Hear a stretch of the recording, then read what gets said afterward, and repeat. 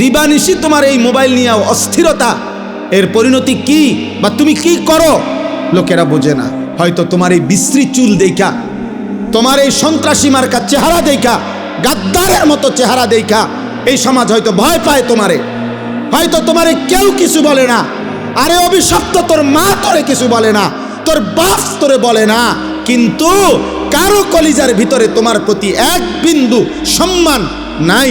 সবাই তোমাকে ঘৃণা করে, ঘৃণা করে, ঘৃণা করে।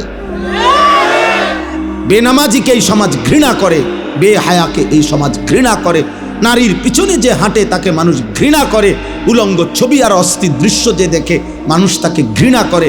আল্লাহর নবী বলছে, উম্মত অন্ধকারের গুনাহ, রাতের গুনাহ, একাকিত্বের গুনাহ যদিও তুমি ভেবেছো কেউ দেখে নাই, রব্বে কাবার কসম নবী বলছে আল্লাহ তো দেখছে, আর আল্লাহ তোমার চেহারায় দিনের আলোতে তা ফুটায় দেয়। এই জন্য মানুষ দেখলেই বোঝে, কিরে চেহারা এরম বসকাই গেছে কা, তোর যে দেখতে বোঝা যায় ফুটটা খোরের মতো। ঘটনা কিতা কোনায় চলস, কি করস রে, কিতা রে? অথচ সে কিন্তু দেখে নাই তোমার একাকিত্বের গুনাহ,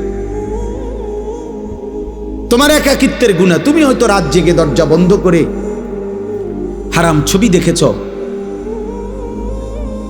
কিন্তু ঠিক এই চেহারার মধ্যে গুনার চিহ্ন বেশি। আবার আল্লাহর নবী বলছেন, যার নামাজ বেশি, সেজদা বেশি, মান কাসুরা সালাতুহু ফিল লাইল হাসুনা ওয়াজহুহু ফিন নাহার। সুবহানাল্লাহ।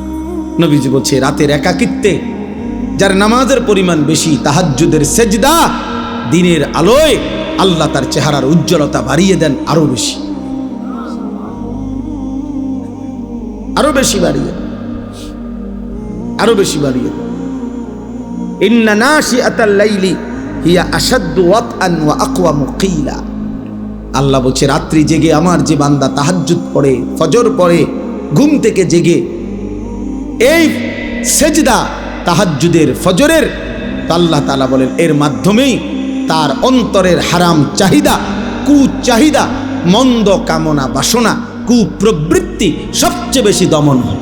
এজন্য প্রিয় যুবক, যদি কেউ একজনও এই বন্ধুর কথা বুঝে থাকো, এই ভাইয়ের কথা যদি মহব্বত করে শুনে থাকো, আমি অনুরোধ করলাম ফজরের নামাজ পড়ো, ইনশাআল্লাহ বরকত হবে, বরকত।